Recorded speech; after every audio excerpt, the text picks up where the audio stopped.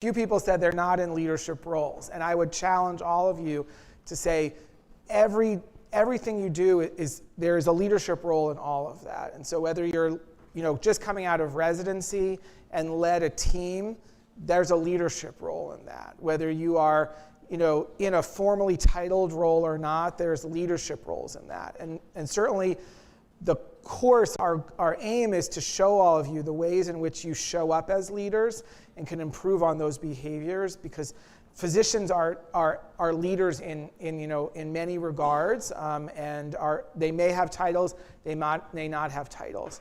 The other challenge I want to give to all of you is that both leadership roles may not be formally appointed, but they're not accidental.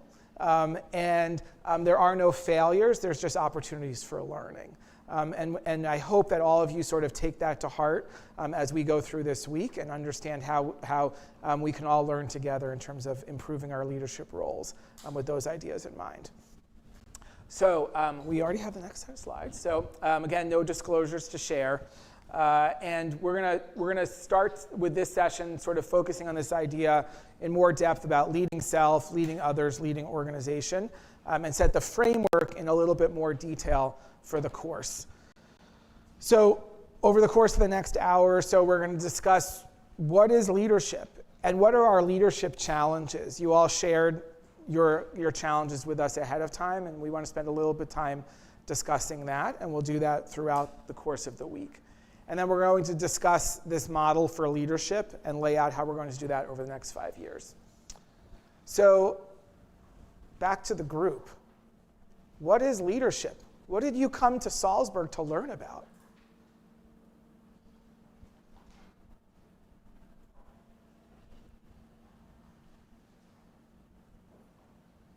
Yes?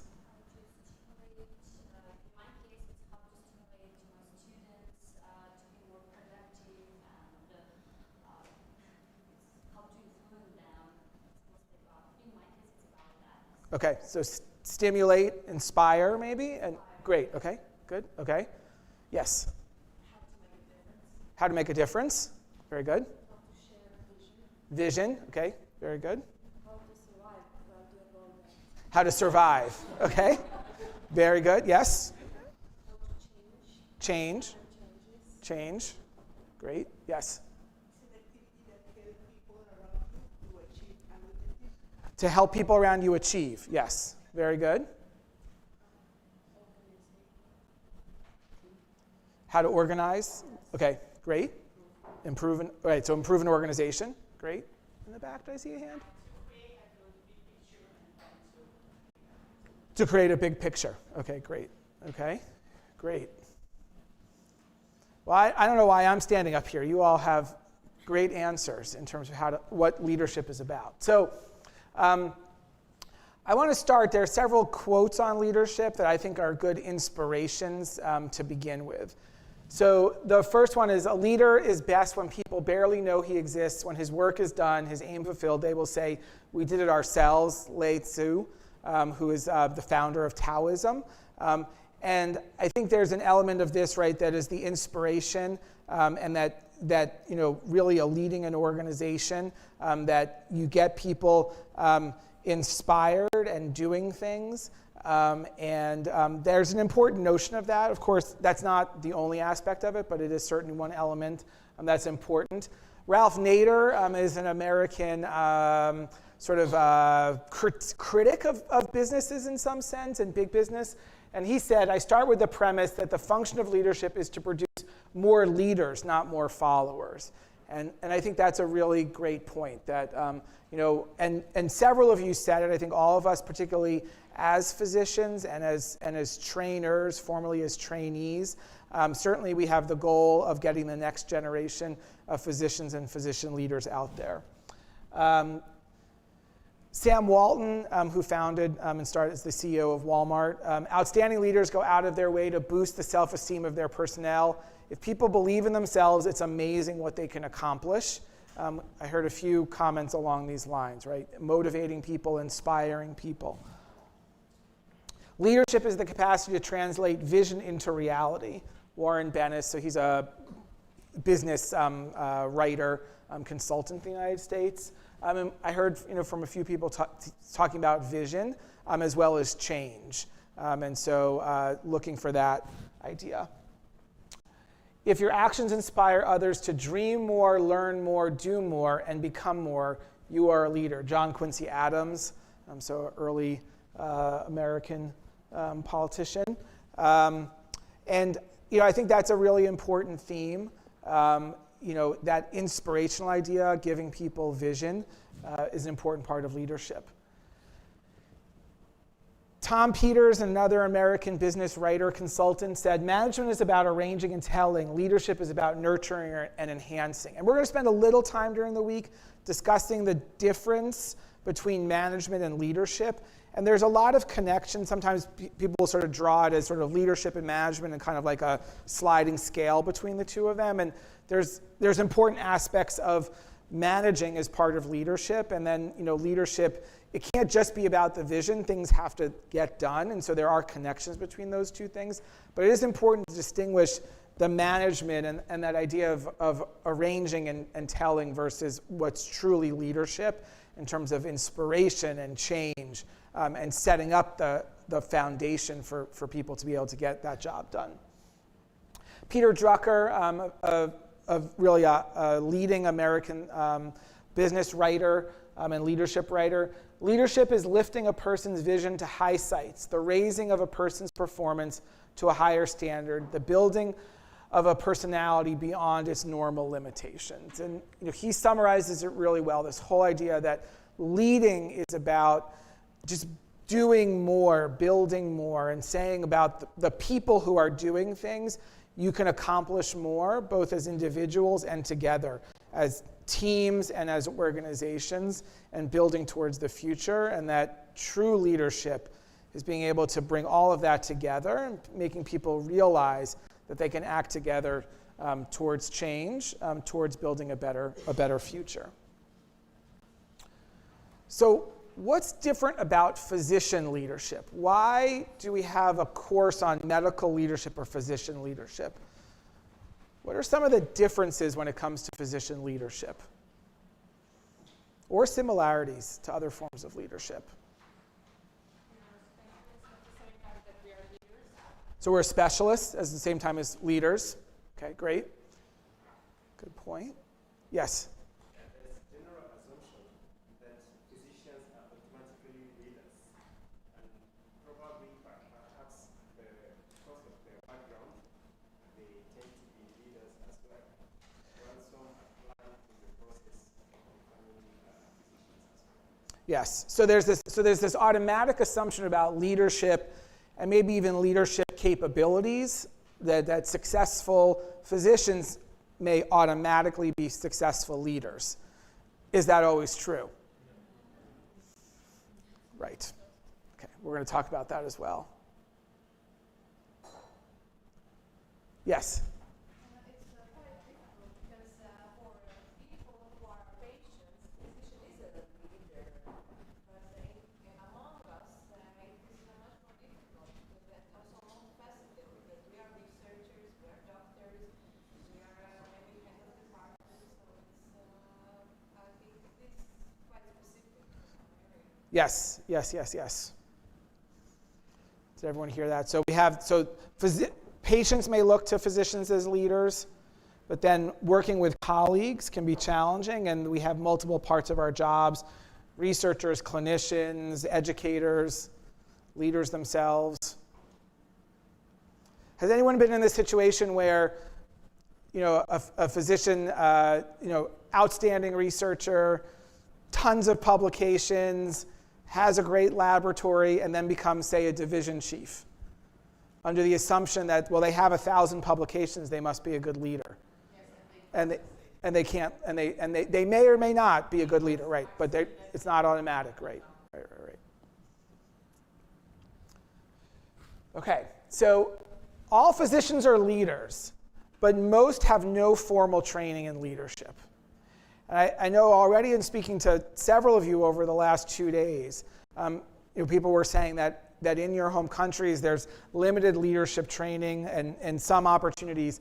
I would say, in the United States, there continues to be a lack of training at the medical school level to begin with in leadership. Some medical schools have adopted short experiences from business schools. So at University of Pennsylvania, for example, first-year medical students do short experiences that come out of the business school.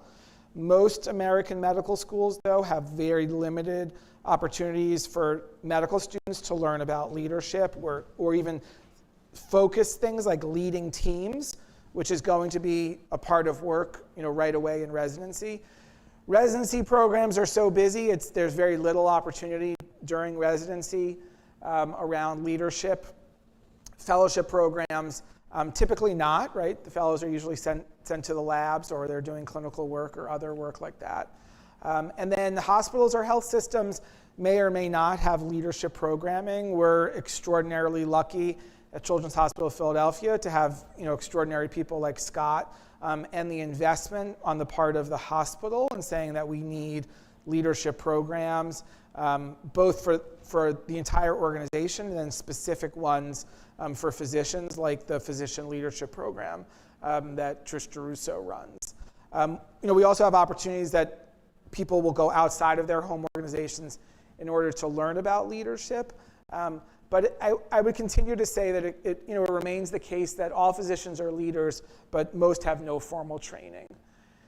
Now, the essential qualities for physician leaders to consider are vision. So seeing the big picture while also being realistic.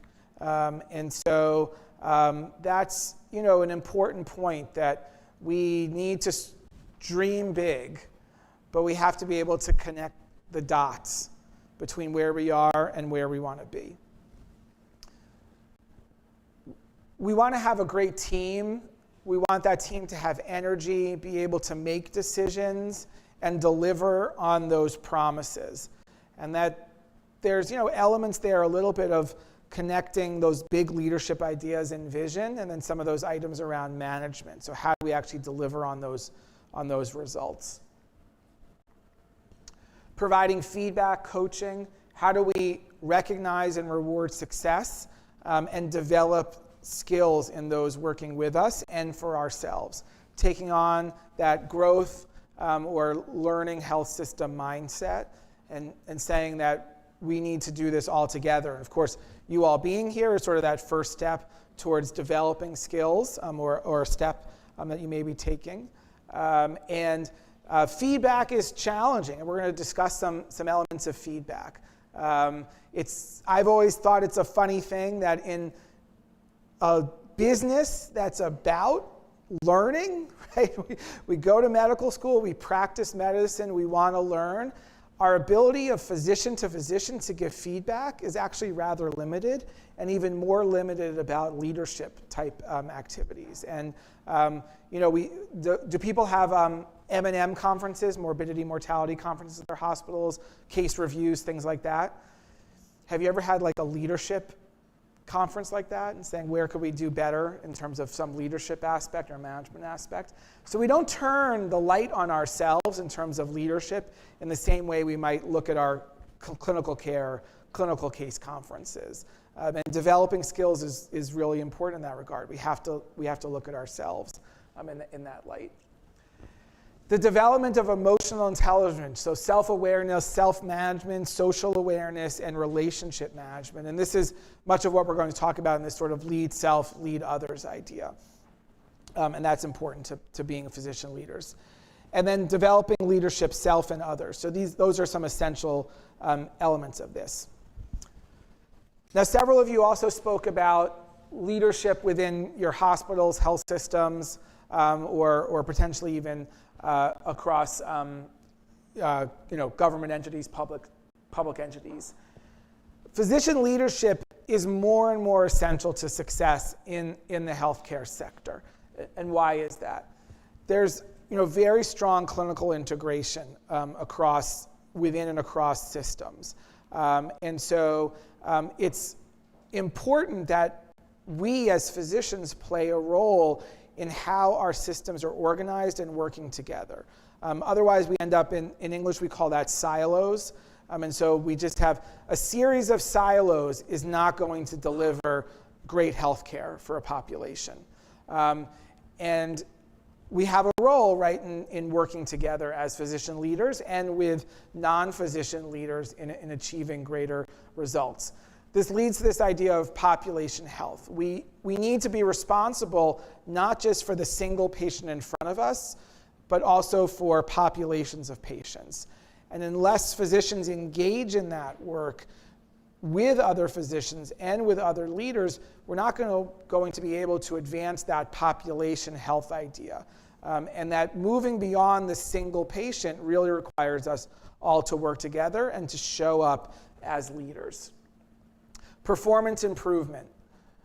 We want to do better. We constantly want to do better. Quality improvement, safety. How do we make the care we're delivering more effective, safer, more efficient, more timely, more equitable? In order to do that, we need to be engaged in those improvements. When somebody from the outside tells us how to practice medicine, that's very challenging. So we need to be able to engage with those experts. I'm not saying that we don't want that input, but we need to be able to engage with those experts to improve the delivery of what we're doing, to change how we're delivering that care towards the better. And so these are key roles for physician leaders. And then there's another level of change, transformational change. That's not just performance improvement, but really changing the entire look and feel of a system, saying, here's where we are today, and we want that experience to be radically different. Not just saying we don't want to have errors, but we want the interface with the healthcare system to look entirely different. And that's really where we start getting into that visioning exercise of saying, this is how we do it today, this is how we want to do it, and how do we get there? What's the change management to get there? And physicians working with others is very important to making that transformational change happen. Now, the competencies of being a good or even great physician are a good starting point for being a good physician leader, but they're not sufficient. The ways in which we mark the success of an individual physician may not translate into leadership. 1,000 publications doesn't mean you know how to lead a team. Being the best surgeon in a city, state, or country doesn't mean that you can manage change. And so we want to take the foundations of great physician practice, of great leadership, and add to those the skill set of being a great leader. So the foundations of this: medical knowledge, improvement science, improvement capabilities, professionalism and communication are all very important to being leaders, but they're of course not physician. Transformational leadership skills, these abilities to sort of take that next level up, are things like systems theories. How do systems work? How do they affect change? How do we work across different disciplines to achieve goals? I mentioned earlier the dyad model, the physician nursing leadership, physician nursing operational leadership. We need to understand how all of these things come together in order to make big change in organizations. Expanded knowledge across your own medical field. That might be about other fields, learning about those other clinical fields or non-clinical fields. How do things work in different areas, and how might those be applied? I had an opportunity quite a while ago to go to a food distribution center in Philadelphia. And on the one hand, the person at the food distribution center said, why on earth would physicians and other leaders from a hospital want to come see how we distribute food? There was a lot to learn from that organization. And I will tell you this, that organization knew where their tomatoes were better than we knew where our patients were in the hospital. So we have things to learn. We have to be humble and say we can learn things both from others within our healthcare organizations and from outside of our healthcare delivery systems. And interpersonal and communication skills. are very important to leadership, and we're going to spend some time on those. So the bottom line is great physicians are good candidates for leadership roles, but more skills are needed to be great leaders. Leadership is often about working with people from different backgrounds, training cultures, values, and communication styles. And we're going to spend some time over these first 2 days particularly on this concept of styles and behaviors. We're going to talk about these terms a little bit more. Sebastian, just seeing a list of files on the screen. That's okay, just so I know where I am. That's okay, no worries. Yes, okay. So understanding one's own style and learning to lead oneself is the starting point for leading others and leading an organization, as we said.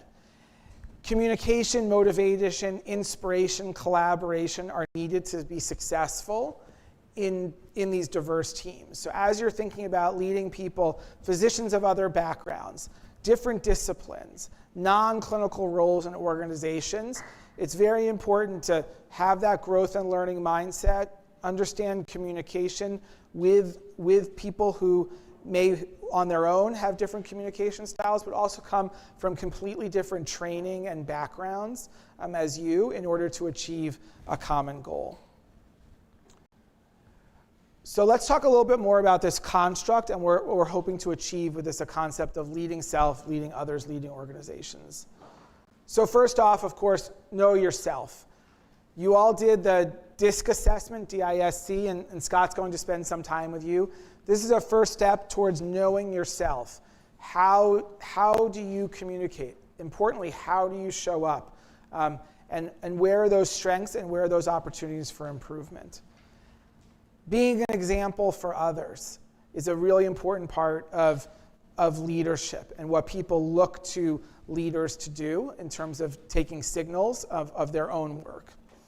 Managing your time, energy, and focus. So I think one person talked about it being exhausting doing all this work, leadership work, right? And so it's important, and it actually relates to some of that issue around being an example. I think the pandemic, certainly in the United States and talking to several of you over the last few days, has had people looking at this sort of idea of work-life balance and looking to leaders of how they focus their time, how they balance work, and how they show up in that regard is really important to setting the right tone for an organization.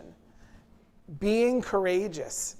I heard from several of you opportunities where you were courageous in stepping into a role and sort of pushing for change. And that's an important part of the sort of leading oneself is knowing how to be courageous or showing up as courageous. Being adaptable is an important part. Being able to flex is something we're going to hear from Scott about. Regardless of what one's sort of primary way of showing up is. In different circumstances, you need to show up in different ways. And that's an important part of leadership. And then leading others. So effective communication. The first part of working with others is communicating with other people. How we come together with at least one other person or groups of people, and what makes for more or less effective communication. Coaching, feedback, and developing others, as we've already mentioned, are very, very important. Come from that communication part. How to have what we'll talk about, courageous conversations. The other day, I was involved in a challenging situation, and one of the medical directors on my team, as well as long-standing colleague, someone I've worked with for 20 years essentially, showed up in a meeting in a way that I didn't think was the most effective way to show up in the meeting. And I had to find a way before traveling here to communicate that to her. And we were very pressed for time. And I said, it was finally it was 5:30. She had to do something, I had to do something. I said, okay, why don't we just FaceTime at 5:30? Because we needed to have that face-to-face communication coaching feedback. And I needed to get from her sort of her concerns and where she was coming from. I also, knew her style and approach, and was able to give her that feedback and coaching. And, as concerned as I was about having to give this person the feedback, it was also very easy to do. It was very well received. And I think oftentimes we worry about that coaching. We get more worried ahead of time about giving coaching and feedback to people, and even when they're colleagues and even when they're people you've worked with for 20 years.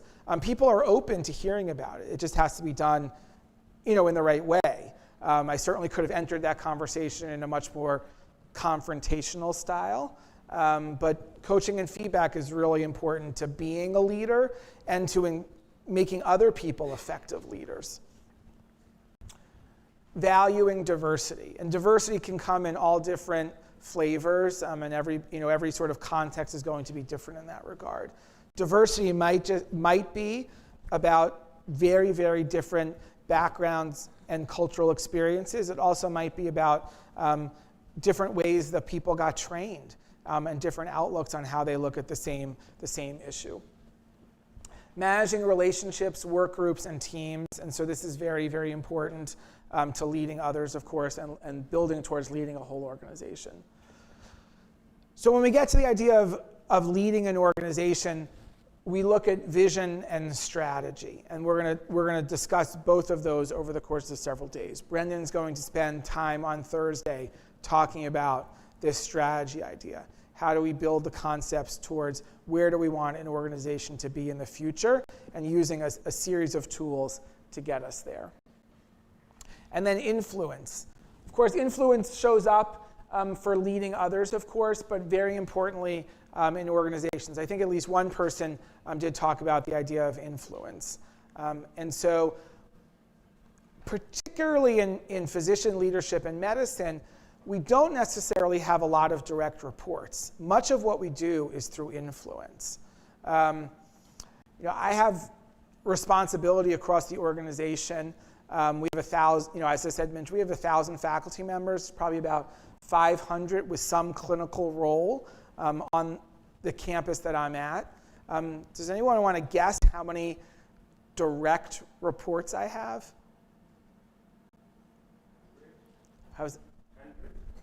Nope. What's that? So I have like 3, technically speaking, direct reports.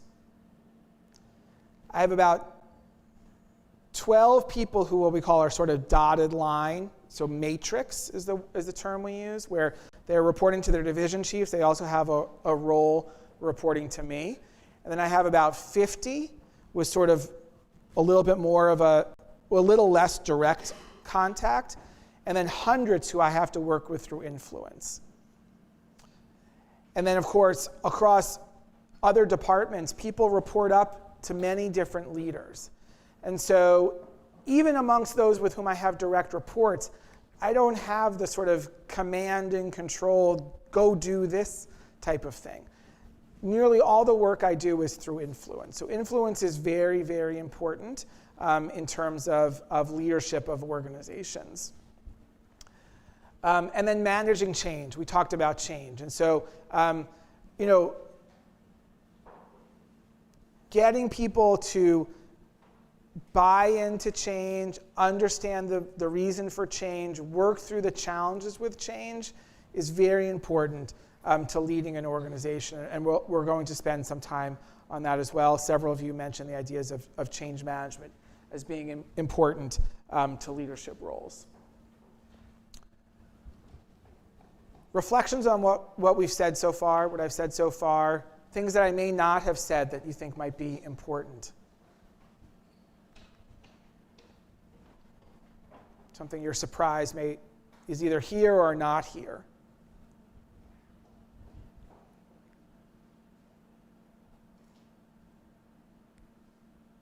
Yes, Frederick.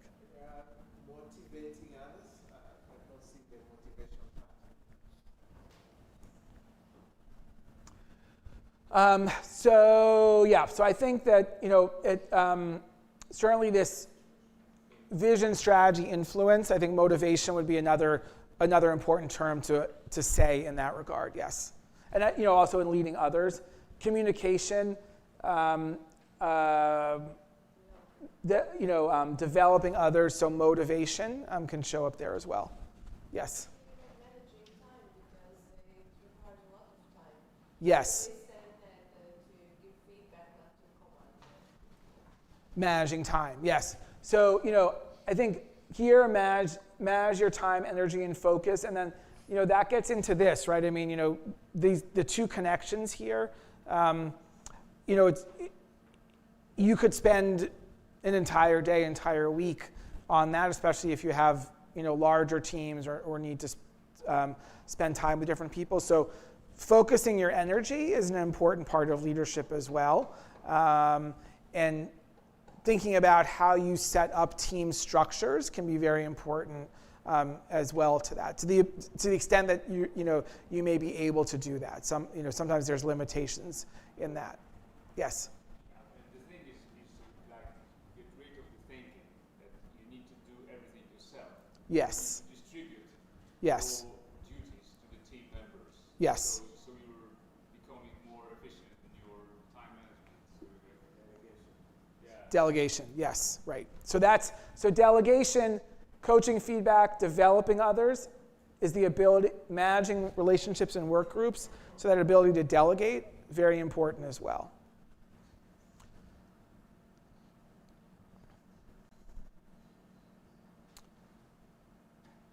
Great. Yes. That also adaptability, because it's not only to lead you, only leading other people. You need to work with people that are open-minded to the change. When you propose new ideas, they have to be received in a good way. If you work with people that are very old in their mind, it's very difficult to change them and to convince or to influence them to work with you, not for your good. Right. So there's an important point there. There's in English. There's a phrase: "It's hard to teach an old dog new tricks." And so, this issue of if somebody is very set in their ways or their beliefs, can they be persuaded, influenced to change and see something new? And it can take energy, but it is possible. And much of that is about that sort of relationship management. Sometimes it may be very, very difficult to do that, but I've certainly had experiences where someone will say, there's no way you're going to change that other person's views. But you start using negotiation tools, you get to know them, understand what their vision and their own vision and goals are, and you may be able to influence them in that way. But no doubt it is a challenge, and oftentimes it can take a lot of time. There are sort of strategies, and we can talk about some of these things. Sometimes it's very much about understanding that other person's styles and behaviors, which is why we're going to spend time on this. I often, when I know there's an important issue to happen and I know somebody might not agree with where we need to go in a meeting, before that meeting, I will arrange time to meet with individuals in order to sort of understand where we're going. And it's sort of like in government, sometimes there are people who try to make sure they have the votes, right? Like in Congress or something like that. And you sort of go out and you talk to people and you say, I need you to vote a certain way. I need you to vote a certain way. I need you, right? Like you don't do the vote until you know everybody's going to vote a certain way. And I've spent time beforehand meeting individually with people to understand what their concerns are, what changes they're looking for, and then coming to the big meeting and having spent the time on that, everybody's in the same place. But if they all came into the meeting, people would have stood very firmly and said, well, this is what I believe, and there wouldn't have been that sort of same opportunity. And a lot of that comes from knowing myself and knowing those other people and working with them over time. And so it's not always successful, of course. So you have to also know the limitations there. Okay, so leadership challenges. These are some of the themes that we heard from you, and we want to talk some more about these. So you all wrote very interesting leadership challenges for us. We've read those over, and we certainly hope that we can provide you some tools to work through some of them. Much of the focus, of course, is leading self, leading others, leading organization. There is a lot of potential material around what gets called the idea of leading up, so sort of leading your boss. We are going to spend a little less time on that concept. And so some of the challenges that you all faced and mentioned in the room here are challenges about leading up in organizations. These tools that we are going to speak about this week may be helpful. They may not always be, they're not always directly around sort of leading up in an organization. But tools around influence, visioning change, working with others, potentially one-on-one communication may be helpful around those challenges, particularly as thinking about leading up in organizations. So that first point, relationship management, was one challenge that we heard from several of you leading up. Challenging conversations and the skill set to have those challenging conversations. Communication, are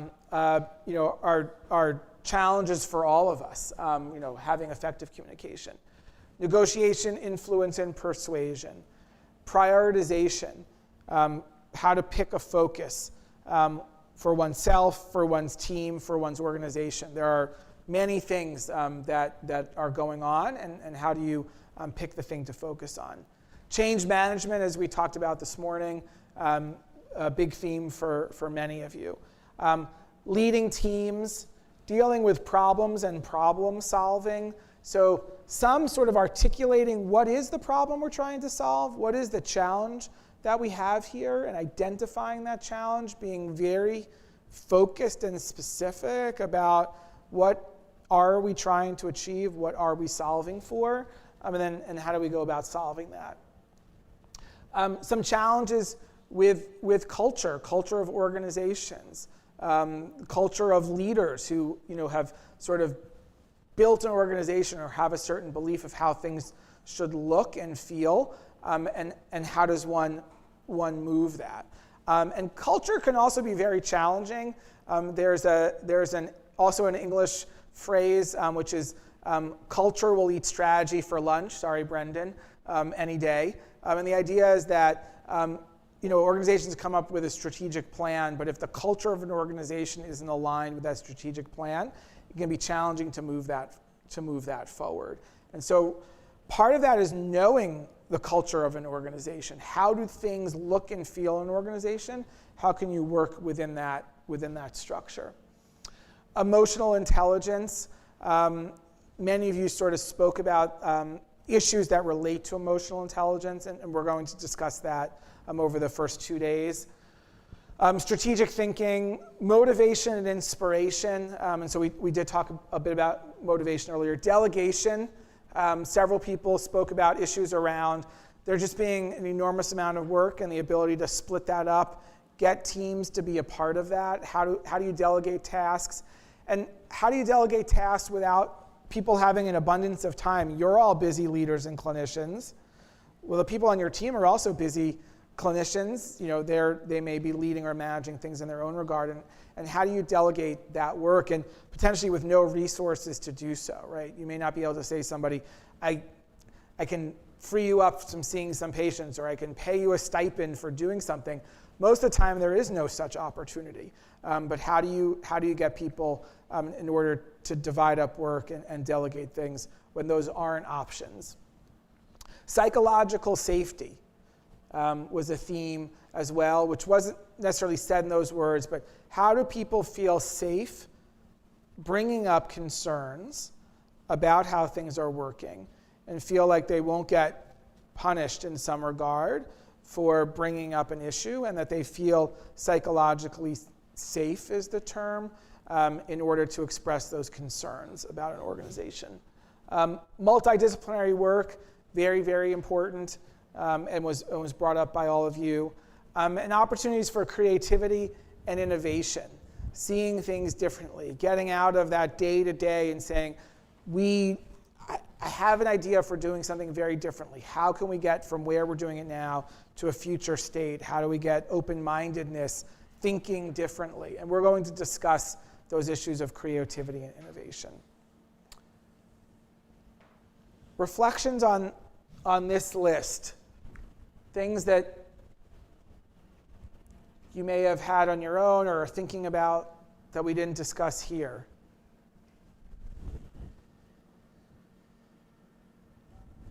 Psychological safety. Yes. I already said that I really give a lot of feedback to the management. I think it has to do also with the fact that I'm not concerned if I'm punished. If something goes wrong, I can always have a place where to go. I can be self-aware that I value something, and I will always have my path no matter what. So that gives me the strength to say what I have on my mind. I don't care what they think, what they want to do to me. I am confident that what I say should be said. So I give a lot of feedback to the management in my hospital. Well, you're very courageous for doing that. And tell us more about how that's received. Not so well every time, but nothing happened to me till now. Yeah. I mean, I do my work, and sometimes when I ask for something, I do not always receive it. Mm-hmm. I do give the feedback, and it's well received among the other colleagues, not the management, but the other colleagues who do not like to speak out, who are afraid. I think they always tell me, well, that's very good that you said that, but they never do that. They don't back it up or say the same thing. Right. Just tell me face to face. Right. That's it. I think there's also an important element of psychological safety too, is that it's a two-way. I think there's two ways, right? But there's respectful ways to give feedback and information, which I have no doubt you're doing. I think sometimes people will raise concerns in a way that isn't respectful of others, and it's not about sort of begging forgiveness, so it's like, oh, may I please tell you a concern, but it's also bringing it forward in a constructive and respectful manner. Sometimes also there's elements of, don't just complain about the problem, have a solution, and that I've often found that that's typically better received than just getting a list of, here's all my complaints, and I have no solution for that. It's a yeah. Right. Right. Sometimes, well, we're talking about big surgeons that are not considering. I think it has to do with this also. They consider a bit like I'm just a dermatologist and I'm saying things, and they're like, big surgery department. I don't know. That's the doctor said. Yeah, I'm not a doctor here, and sometimes I feel that.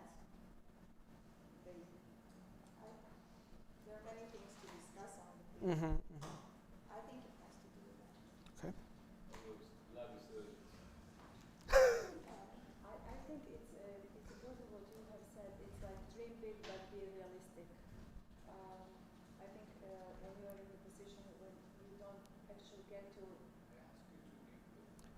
Oh, right, the microphone. Yes, sorry, yes. It's like, I think that what we were saying that it's like dream big, think realistic in the same aspect. You have something to say, you have to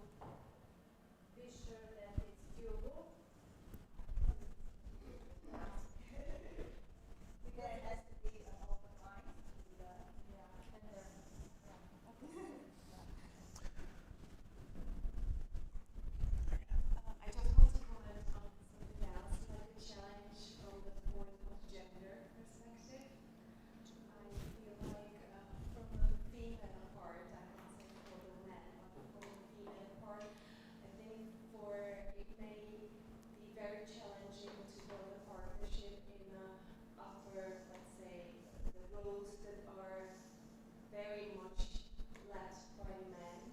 So that's what I feel sometimes that might be a challenge to do it on an everyday basis to kind of build a strong position in a male's world. Yes, and you know,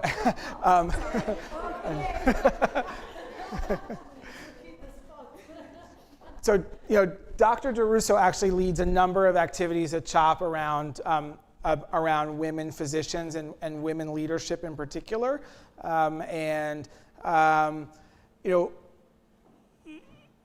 I would say that remains an ongoing challenge, and I think it's, you know, and in each culture, in each context, that's going to look different.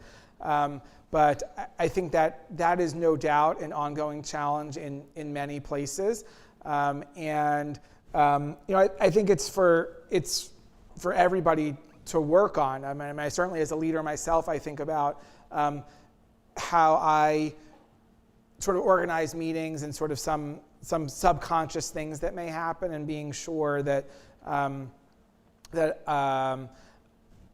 giving space for women leaders in the organization in order to, you know, express views, and you know, the majority, you know, we have many women physicians, and many more coming into leadership roles, and it's a really important point in order to focus on. Thank you so much. I don't know whether these things, whether you can also add the issue of work-life balance, because sometimes leaders face challenges, especially mid-career or early career leaders. I remember there was a time about 4 or 5 years ago, I had to leave my department for about a year when my chief was away, and it was very difficult. Especially at home, my wife is just looking forward for this tenure to end, because I spent a lot of time in the office, and even if I come back home, I had to continue receiving phone calls to solve a particular problem, equipment breakdown, or this staff is not on duty, I had to look for someone. So it's a bit, so that affected the way I handle aspects of my time, quality time with family, and I had to struggle to go through. I don't know whether that will also be covered by this, so that people can maneuver and have good personal stability in all aspects of their lives as leaders and also as managers of their own firms. Yes, and I think we talked a little bit about, you know, it's not on this list, though.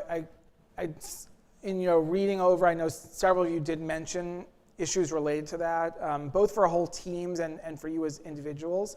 On our other list, focus, time, and prioritization. I think that should include not only prioritizing work, but also out of work issues, and you know, being able to be an effective leader and how one shows up at work is also how one recharges outside of work, and how one is able to do that. It's, you know, it's gets back to that sort of first point: physician, heal thyself. Leader, you know, heal thyself. And you know, no human being can work 24/7. And so expectations, some of that may relate to delegation, and figuring out how, you know, how can there be partnerships? How can you have a trusted partner in some of these leadership issues? And sometimes that's more difficult than others, but sometimes it is a matter of saying, you know, can somebody else take these phone calls for a day, or who can I trust to handle some of these things? Yes? I want to ask about it is like, you know, the thin borders between delegation and about, can I use such words like authoritarian abuse, just because sometimes the chiefs, like, you know, delegating a lot of stuff for the team, and it's not our responsibility. And when, I mean, because of all that about the culture, I mean, it's authoritarian system, and if we talk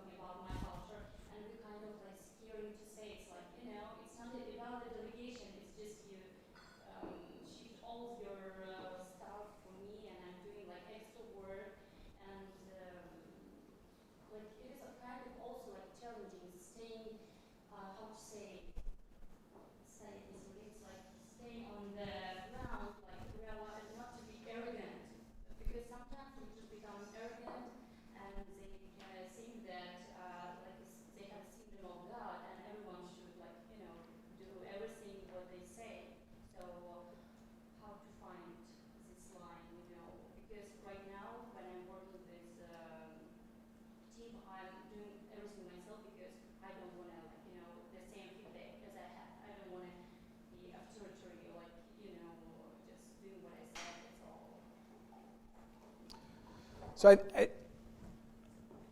I think what I'm hearing there is this idea of there's two sides to the delegation, right? And when you're on the receiving end of somebody else trying to delegate tasks, are they delegating or are they just sort of dropping work on somebody else's desk, as it were? And is it fair or correct to delegate in that? And the challenge of trying to do your own work and somebody else's work. Yes. Yes. And I think some of that leads back into the issues of leading up, right? If your boss comes to you with work, and you might say that's too much or not appropriate for my role or doing somebody else's work, how do you manage that? And that is challenging. I mean, that's challenging for all of us. And we should think of working together about how we think about some of the themes of communication, influence, working with others, to figure out how to handle some of that. What I'm going to say is like everything is depends on, for example, about like extra delegation. Okay, there is a solution you should talk with your boss. But another system is like I'm not feeling my safety. Like, will you understand? Like, it's also about the culture, about the. I mean, everything seems like in one circle. Everything. You can't find one solution. I mean, you should try to find solution all of these challenges to be considered. Yes. I always was in another team. I was not a leader, but I was, in a team that was suffered a little bit. So about that. So they are all very, very much connected. I think that's is a really important insight, and we can sort of work on different pieces of it, and that there's, it may get a little better in this regard, then something else may have to move a little bit in order to sort of achieve an overall goal.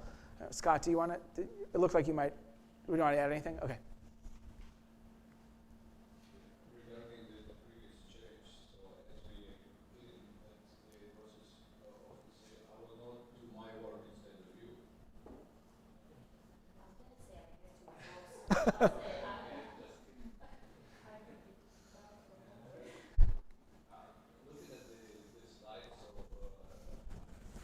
I understand that at least that it looks like very difficult. So I knew it before, now it's more complicated. But the challenge that I want to raise is there is a leading teams for what we have, but also the building process. This is the challenge I face. Building teams. Is that what you're saying? The challenge of building a team?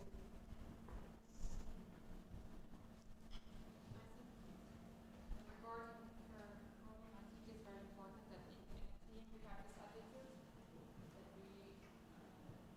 that we work together for patients. It doesn't matter who solves the problem, but we have to work together and help each other. This kind of attitude, I'm okay with doing someone else's problem if they don't have that.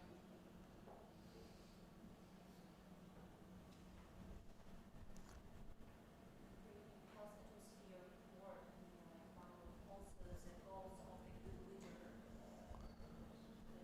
The leader should create atmosphere so everyone creating a good health atmosphere at work. So I mean, you will have everything. Your team will motivate you to work extra. You don't need to delegate it because everyone will try to help each other. The atmosphere is good, and you don't think about the resilience of your team. It will not work. Therefore, a lot of people don't want to be a leader just because they see so many challenges. It's easier to, I'm doing my stuff, I'm doing it well, so I'm not worried about another team. So being a leader is complicated. Being a leader is complicated. Yes. Yes. So therefore, I really like, you said that one of the person said that solution is about creating another leaders, not others. So we hope people create. Yes. So I think one important point is as well. Obviously our goal is patient care, right? I mean, why we became physicians, why we enter leadership roles is ultimately to help that outcome, and that of course is foremost. There's we use this term in the United States, joy in work, and it's not that our work is always joyful, but that there's this idea that coming to work is fulfilling, that it's intellectually challenging, that the system is set up in a way that it's easy, that's maybe not the right word, to do the right thing, and that things get in your way. We use a term, pebbles in your shoe, for like the little problems that may come up, all the way to big problems that take away from that joy in work. And I think that it's not necessarily set up here, but much of the discussion right now is this balancing. Is coming out as this balance of doing the right thing for the patients, but also maintaining that joy in work for those we're working with and those of us as leaders. And that adds to the challenge. And as I said before, I think that the pandemic has raised some of that. People talked about work-life balance, et cetera. That's for leaders, the physicians and non-physicians on our teams taking care of patients. And that complicates the role of leaders, especially when we don't have infinite resources in order to do things, and that there's more demands on our time than we possibly can give, and yet at the same time, if we don't recharge ourselves, if we don't find ways to have joy in work, we will burn out, and that's an additional challenge for leaders. I think at the end of the day, all challenges are solvable, but you have to just know how to solve it. It's like, of course, everywhere there's problems. So even if you have some problem with the boss, you should not like maybe criticizing, but you should a little bit, from right and left, to tell him like how to be and what to do. It's not like you should just say in the face, oh, you're like this, like that, But what if, for example, we could do like this would be better, and he or she is a good leader. So I think this whole challenges has solution. I think. Yes, and that is why we're here, yes. And I think that's a great point, right? Is that the reason we're calling these challenges and not problems is that it can be either way, but it's a subtle difference, right? A challenge is a thing to solve and figure out, and it may take time.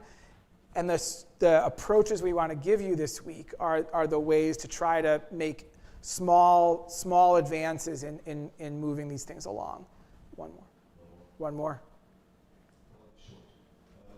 We all love our profession. We all love being in our comfort zone, taking care of patients, workers, clinicians, with somebody doing preventive medicine, etc. But our position as physician cries out for a leadership position. As Michael Marmot, the ex-president of the World Medical Association, says, we can treat the patient, but we can send them home wherever he got the disease. So sometimes we are pushed from the bad management, bad conditions, working conditions, to go to an upper, higher level and take up some leadership positions. So the important thing is to know how can we be able to do it. So the physician's role is not confined only to the walls. Very good. So those are two excellent concluding comments, and certainly why we're here and what we hope to achieve with all of you. So in summary, what we spent the morning discussing is that physicians are often in leadership roles and have leadership activities, whether formally named or not, whether formally appointed or not, whether given a title or not. But we often lack specific training to be as effective as we can be. And this course is one step for all of us to advancing our ability in order to do that, to learn ourselves and be able to teach others, as somebody mentioned as well. We talked about the idea that leadership starts with oneself, and and that's an important, road in this journey. We all share the challenges. I think every one of us probably has some connection to the challenges on that board. I can tell you, as I read, all of your challenges, I saw, something in there in my experiences, and I think and everybody hearing from each other has shared experiences in this regard. And the course is aimed to help point you in the right direction and cover some of the topics. Others, may require different approaches, but we hope that we're helping point you in the right direction. So with that, we will conclude and take a coffee break,